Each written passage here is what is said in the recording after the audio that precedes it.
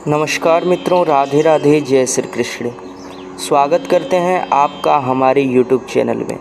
मित्रों, आज के इस वीडियो में हम आपको भगवत गीता के रहस्यमयी ज्ञान को बताने वाले हैं। साथ ही साथ बताएंगे कि भगवान श्री कृष्ण ने भगवत गीता में स्वर्ग के बारे में कौन से वे कड़वे सत्य बताए अर्जुन से। तो मित्रों, आप सबसे यही प्रार्थना है कि वीडियो के अंत तक बने रहें और पूरी जानकारी लेकर ही वीडियो से जाएं। तो आइए मित्रों, विलंब न करते हुए वीडियो को शुरू करते हैं। उससे पूर्व आपसे एक प्रार्थना करेंगे कि आप हमारे चैनल पर नए हैं तो चैनल को सब्सक्राइब कर लें। साथ ही साथ इस वीडियो को अधिक से अधिक भक्तों तक पहुंचाकर आप भी इस जानकारी के प्रचार प्रसार का दिव्य पुण्य लाभ उठा सकते हैं।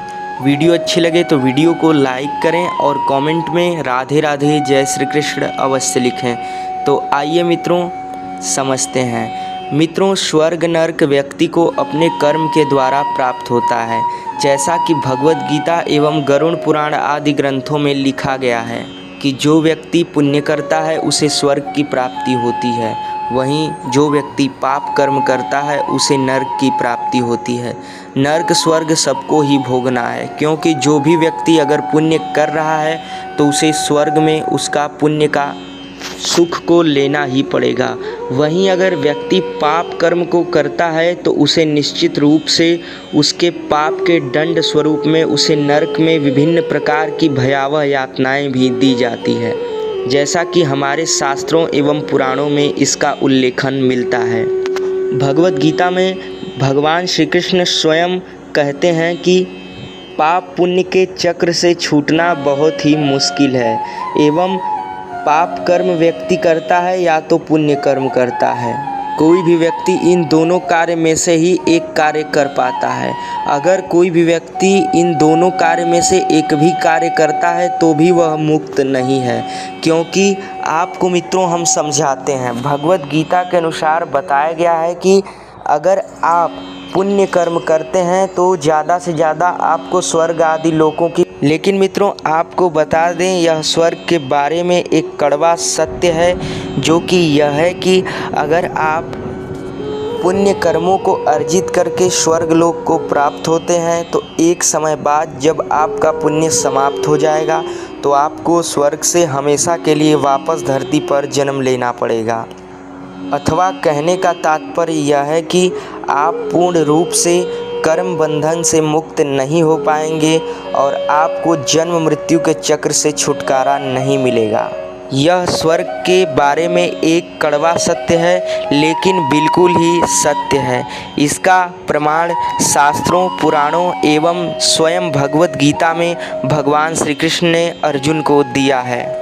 और अगर कोई व्यक्ति पाप कर्मों को करता है तो वे नरक में जाकर कई प्रकार के विभिन्न यातनाओं को झेलकर जब उसके पाप कर्म संचित पाप भोग लेता है तो वापस किसी तुच्छ योनि में जन्म लेना पड़ता है, जो कि हमारे सनातन धर्म में 84 लाख योनियाँ बताए गए हैं।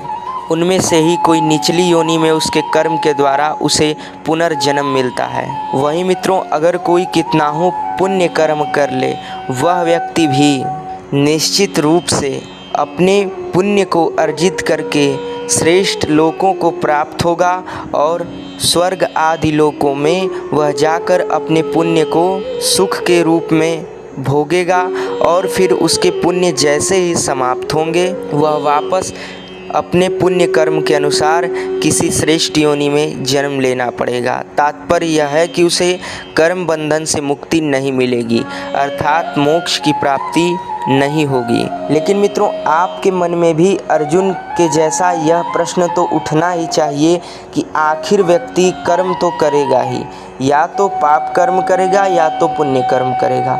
अगर वे पाप कर्म करेगा तो उसे नरक जाना ही है, फिर विभिन्न प्रकार की योनियां में उसको जन्म लेना ही है। और वहीं अगर व्यक्ति कितना ही श्रेष्ठ पुण्य करता है तो वे स्वर्ग से भी कई प्रकार के श्रेष्ठ लोकों को प्राप्त हो जाएगा और एक दिन अपने पुण्य को समाप्त करके वापस इसी भौतिक संसार में आ गिरेगा, यानी उसे मोक्ष की प्राप्ति नहीं होगी। तो आखिर उसे मोक्ष की मित्रों इसका भी उत्तर अर्जुन को भगवान श्री कृष्ण देते हैं कि कौन सा वे कर्म है जिससे तुम पूर्ण रूप से मुक्त हो जाओगे और मोक्ष को प्राप्त करोगे, अर्थात तुम्हें बार बार जन्म मृत्यु का भयावह चक्र में फंसना नहीं पड़ेगा। मेरे परम धाम को प्राप्त हो जाओगे और मुक्ति को प्राप्त करोगे। तुम्हें फिर दोबारा जन्म मृत्यु के चक्र में नहीं फंसना पड़ेगा और ना ही पाप पुण्य कर्मों में फंसना पड़ेगा।